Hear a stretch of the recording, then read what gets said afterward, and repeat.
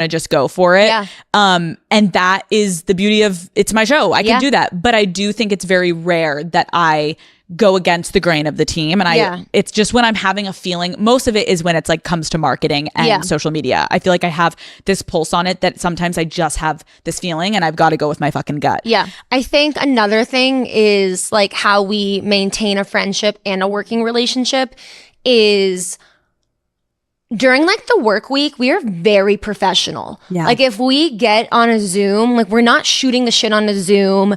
Oh no. If someone like not in our company got on the Zoom, they would have no idea that we're best friends. Like we are very no one would know. Yeah. We really save our like catch ups because our current situation is I come to LA for a full week every month. So that becomes more where we merge the two. Yes. I stay in your house. Mm-hmm. We have dinner every night together. Mm-hmm. We jacuzzi, hang, schmooze. Yeah. And we are like the minute we'll be like, okay, it's like 6:30. Should we stop working? And they'll be like, immediately we close our laptops. We go in, we watch a show, we drink wine, and we can turn on friend mode immediately. But that is just because I think of the years of repetition. Yeah. Again, when Lauren moved to Chicago, we kind of had also in her send off a conversation of like, our friendship is so solid. We have been friends for basically our whole lives. Mm-hmm.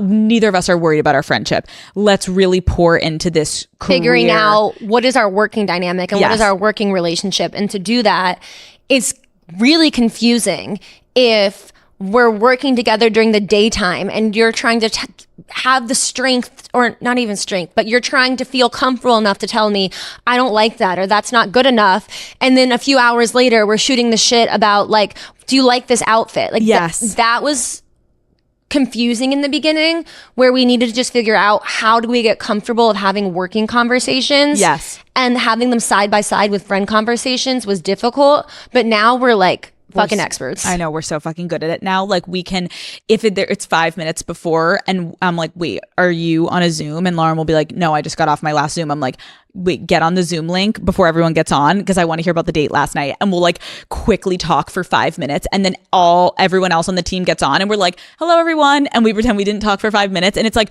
we can shut it on, shut it off. I think it's also been really important to us because I recognize that as the owner of the company and as the host of the show, like I can make all these calls, and I think I have such a respect for you and awareness for you that I don't want our dynamic to ever impact the way other people on the team or at the company feel about you. And I think obviously it was easy when it was just the two of us, but now I never wanted you to feel like, oh fuck, I can feel that other employees are like, oh, Lauren just gets special treatment, or Lauren gets to do this because she's Alex's best friend. I think if you asked anyone at our company, they would say, one, without a doubt, Lauren McMullin is the hardest working person at this company. She will do anything and everything to get the job done. You are so brilliant. Everyone respects you. And so I think if there is a moment, yes, of course, where they're like, where does Lauren stay when she comes to LA? Well, of course you're staying in my house, but it doesn't rub anyone the wrong way because I don't think, one, when we're in the office, we don't speak like we're friends. No. You are the producer of Call Her Daddy. Mm-hmm. Like people will hear me on Zooms being like, Lauren, that doesn't look good enough. Can you please like circle back with the team? I need like 3. Go fix this and like make it better and come back. Yeah. I think I can say the reason you and I have had such a successful outcome in working together is because this isn't a friendship. It's, you are my sister. Yeah. Like truly, like again, in the documentary, you see like the ties that our families have, the relationship basically from fucking diapers together. Yeah. Like this isn't something that if we get in a fight, then you're just out of my life or I'm out of your life. Like we are together forever. And I think it has allowed us to lean into the professional aspect in a way that we have such unwavering respect for each other. Mm-hmm.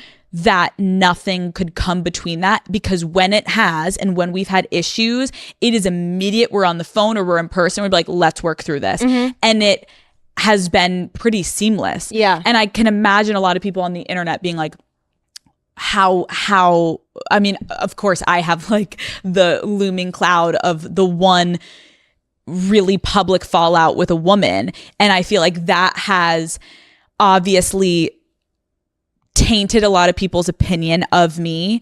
As a friend? Yeah, as a friend, even though that's the only friendship people publicly saw of yours, of mine, that they thought they knew the whole story, understandably, because we did a incredible job of what our job was, and it was marketing this friendship. But I think it's just hard because I can understand people would try to compare the two almost in like, Alex, how did you not learn your lesson of working with friends? And I'm like, it's just so different. I think that's difficult for me to sit back and watch and read. And I'm assuming there'll probably be those type of comments when this comes out, like, oh, how'd you not learn your lesson? It's going to happen again. And like we were saying, like, I've known you for 25 years. I think people forget that you knew her for a year and a half in total. It's just a very different situation. And I'm really proud of our friendship. And I think every friendship in my life, I almost always look at us as like the model friendship, because I think the way that we communicate, the way that we respect each other, the way that we are honest with each other and loyal to each other has allowed us to put ourselves into what maybe some people would understandably think would be a difficult situation, to put a friendship under that kind of pressure. And the fact that we've thrived and has been, I think, a testament to how hard we work at being with each other through it all. I agree.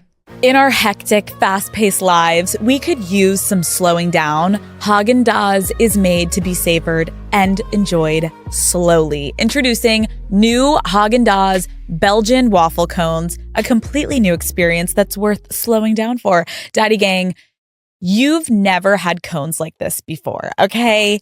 They'll take crunch to a whole new level. Each crispy waffle cone is filled with the velvety smooth ice cream that Haagen-Dazs is known and loved for. Then it's finished with delicious toppings and a decadent bite of sauce waiting for you at the bottom of the cone, okay? Haagen-Dazs Belgian waffle cones come in 4 delicious flavors: vanilla salted caramel, summer berry, triple chocolate fudge, and toasted almond fudge. Boom. Sign me up. You guys know that I have the most hectic days at the office. So when I get home, I love to grab a little treat, toss my phone away, and take a minute to myself. These cones are a must-have in my freezer. I'm obsessed with the summer berry flavor. It's fruity and it's sweet. And seriously, it always hits the spot. It's the perfect way to end a long, stressful day. Ice cream just always hits the spot for me. And these Haagen-Dazs cones are truly the perfect treat. Savor your moment of slow with new Haagen-Dazs Belgian waffle cones available at retailers nationwide. We asked the internet if you guys have any questions for Lauren and I about working together. And so we are going to answer them today. Lauren, do you want to read some? What is the coolest experience the two of you have gotten to have together since working together? Ooh. The Olympics was obviously very fun. The Olympics was insane. Like, I think especially with our sports background, I think the two of us getting to go and produce a show for Peacock, and it was so much fucking work. It was so much work, but it was so rewarding. And we won a fucking Emmy for it. We won an Emmy. Wait, I forgot. Did we never tell anyone that? No. You guys, we won an Emmy. Lauren and I are both going to have Emmys in our offices. Yeah. I forgot that. So it made all of the blood, sweat, and tears worth it. It was so much work, but it was really rewarding. And I think I'm really proud of us because trying a new format, doing live, it was, Olympics was pretty fucking cool. Okay. What is Alex's best and worst quality as a boss? Oh, okay. And then you can do it about me. What is my best and worst quality as an employee? Okay. You go first. Okay. Your best quality is how much you care, because I think it's really palpable and the expectations are high and the standards high. Obviously, that's what makes the show one of the best in the world. But I think how much you care and how hard you work inspires everyone on the team. And I think the whole company is inspired. So you're inspiring 70 people on a daily basis. And also the whole daddy gang. Oh my God. Love you. I love you too. That's really sweet. Okay, now you're about to hit me with the worst. Your worst quality is your fucking typing skills. I fucking knew you were gonna say that. I don't know if you like skipped typing class all of elementary school, Lori Cooper, like what were you doing to your daughter? But she cannot type. No. I purposely changed the settings on Google Docs so that she can't get in and access them because she'll fuck them up. I'll make like a chart or a diagram. You like put caps lock on in the middle of a sentence. You have like punctuation in the middle of a sentence. Like it's I need to like no, Lauren like gets angry with me. She'll be like, stop typing, because I'll have a thought or when I'm talking so fast and you can only type so fast, so then I pick it up and I try to add on what I'm saying, and then you're like, Alex, stop it, get out of my documents, because Lauren's very specific about her formatting in her documents. Yeah. And I come in and I just crush your fucking soul. I don't also know why. I never learned. I for some reason always use caps lock, not shift. So then I'll be in caps lock and I'll look up and be like, oh fuck, no, it's bad. And even like in your work Slacks, like oh, even in your work Slacks, well, we don't Slack each other. Like our company has a strict policy for work-life balance. We talk on Slack, but we will text. That's the one thing that like we go around. We're like, inappropriate. Yeah, we text. We don't Slack with each other. But when you Slack, you're so like, I guess it's good, blunt, but like you just always seem so angry on Slack, where I'm like, and then you always sometimes will call me and be like, wait, you good? Oh no, yeah, I'm bad. I'm a bad texter. You're bad with your fingers and words. You leave the words to your mouth. No, truly. You're not one for the... I will say it's an abomination when I get it in those documents. It's bad. I just feel like, yeah, it's not my strong suit. No. Okay, my favorite thing of working with you, two things, but only because I have to say it, even though I'm kind of taking yours, but it's a different version, which is when I started Call Her Daddy, I genuinely never believed someone would care about the product as much as I do. And I know it is unrealistic for anyone to care that much, but you are second to none. Like, I know if there is something going on and it's 3 a.m. and I call you and I'm freaking out about something with Call Her Daddy, you will do anything, no matter where you are in the world, no matter what's happening, you will drop everything. And you put Call Her Daddy first always. And it makes me just feel so supportive, because in it being my show, I understand someone wouldn't love it as much as I do. And it really does feel like you care as much as I do. So that's number one. I do. Number two, I think it has been such an incredible process watching you become a boss, and from starting in research and now growing to people reporting to you and reporting structures and how much they respect you as a boss. I know something Matt and I had wanted you to work on the past like 2 years was being more direct and being not confrontational, but just being able to have these hard conversations, whether it's a layoff, like Lauren has had to lay people off. Lauren has had to have honest conversation if work isn't up to par. Lauren has had to, you've just had a lot of growing, I feel like, in the past 2 years since Unwell has started, that I do think has allowed you to step into this executive role in a way that has changed the way I think people see you in this space. Again, as you're not my best friend, you are one of the best, highest people at this company, and you are there for a fucking reason. It has nothing to do with you being my best friend. It's because you're really fucking talented. Okay, we're gonna get emotional. Okay, your worst thing, if we're gonna be nitpicky, ever since someone bought you your headphones that you edit with or you're like doing your notes with, what do you think I'm going to say? Every time I call you on the phone, you're like, get me. You sound like you're underwater and you're going in and out, you're spotty, and I can't hear a word you're fucking saying. So I'm calling Lauren after like a debrief of a fucking interview. And every time I finish my interview, I get into my car. We have this ritual. I call Lauren immediately. And I zoom into the interviews and I listen to the interviews live. And then I call her. And when it's on the top of my head, we go through every single question that I asked. And Lauren is at her computer and I debrief every question. Oh, that wasn't interesting. We're going to cut that one. Oh, we're gonna have to cut this down. That their answer wasn't that interesting. Oh, I want to move that to the front. And I give Lauren all these notes. And Lauren sounds like this. And I'm like, Lauren? And she's like, sorry, turning off my AirPods. Sorry, Apple. I don't know what the fuck is going on, but it is. I think it's an issue with my phone too, maybe. Yeah, something's going on. Yeah. I literally am like, Lauren, you're like, sorry, disconnecting. That's my biggest pet peeve of you. Oh, great. That's like literally so that. minimal. You're a bad typer and I wear headphones during conversations. Yeah, it's fine. Okay, what else? What is the most awkward conversation you've had to have at work? Oh, I know this. The most awkward conversation the two of us have had to have at work? Yeah, I know this. Okay, go ahead. So back, like we were saying, when it was just the two of us, I asked you for a performance review. Why did I forget about this? Because I blacked it out. Yeah. Because I fucking blacked it out. You were like, I don't really, like, we don't need to do. I'm like, no.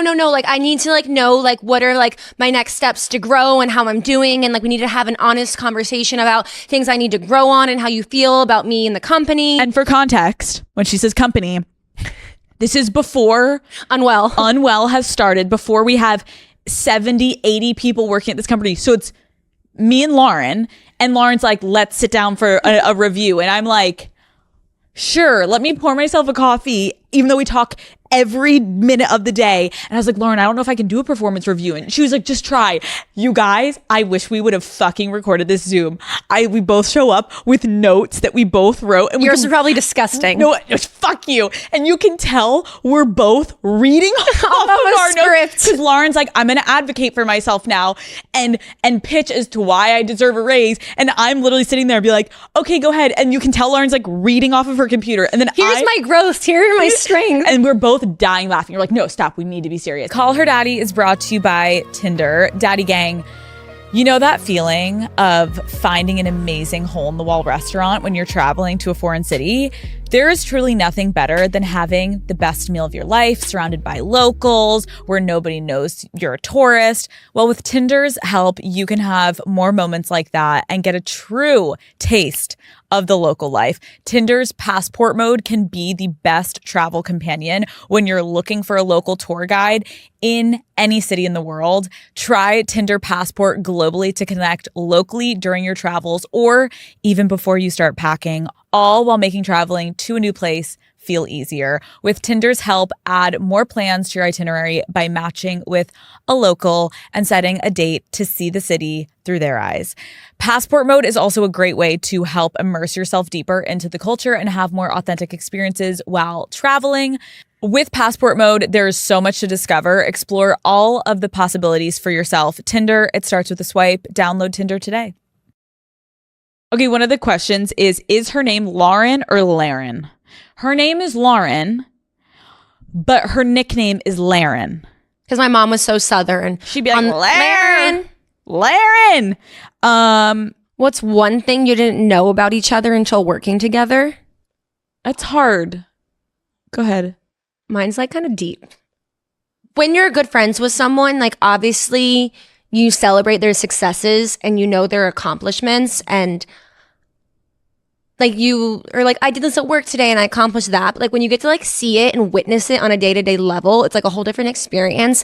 And like, I obviously knew you were creative and I knew you were smart, but like, you're like brilliant and you're like a genius. And like, I am constantly in all of you. And I'm just like, damn, how'd she think of that? Lauren, you're literally gonna make me cry. Thank you. No, I feel the same way about you. I think working with you, I always knew you were so smart. And obviously like, in living together when you were more in the academic field, I was always just so inspired, but it's hard tangibly to be like, I'm not in that field. I don't know what a research paper is supposed to sound like or look like. Yeah. And I always knew you were so brilliant. And we always talked about that, like how you just took after your dad in that way. Like he was so fucking bright. It was like inspiring to be in rooms with him. And I feel that way about you, like, and now getting to work with you, the way that you are so good at multitasking and yet giving somehow 100% to every multitask at the same time. Like you juggle so many things at once and you're so eloquent and calm. And I don't know, it's just really fun to watch something that wasn't like your natural thing that you wanted to do in your life become something that you are beyond talented in. It is really cool to see you take it on and conquer it and make it look like you went to fucking school for this shit. So I don't know, it's just really cool to watch each other grow. And like, I think that was a moment where, so when the premiere of the documentary happened, I think Lauren and I were just we were both just so emotional because, again, this is a documentary, yes, about the rise of Call Her Daddy in my life, and then you are a huge part of it. But I think a lot of that documentary was so full circle for us because of how long we've been doing this together. And so there was so much emotion tied into it. And our best friend, Kristen, who is like the third in our dynamic from childhood, who was in our childhood videos, the three of us getting to come together, I think was such a beautiful moment for me because when you are having a lot of accomplishments, sometimes you forget to pause and really stop and be like, wait, if you knew this at 18, you wouldn't even believe it. Yeah. And so I think being around you has also allowed me to stop and really be more present because you remind me of childhood and you remind me of home. So it's like I can pull out of being, I'm like executives around me and all these people from Spotify or Sirius, whoever it be. And when I look at you, it brings me back to childhood and it makes this job still feel like a mom and pop thing that like hasn't gotten too big and out of my control. And it still is my baby and it still is something that is all that's coming from the heart. And I think that's what I'm excited about, that people know now that you are working with me. I hope it gives people more clarity, whether you hate the interviews or love the interviews, like it's us. Yeah. And it's not some big corporation that's writing these things and I'm just regurgitating, like it's us. And like it or hate it, I'm really proud that we haven't strayed from the basement to now. Like it is always going to be us. Look at that ending.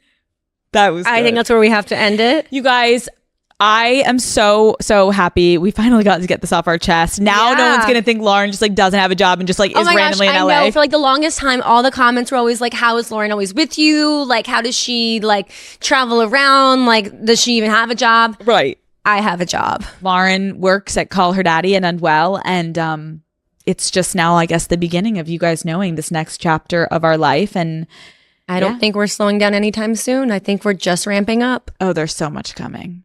Get fucking ready, bitches. Love you guys. Thank you so much for tuning in. I will see you fuckers next Wednesday. Goodbye.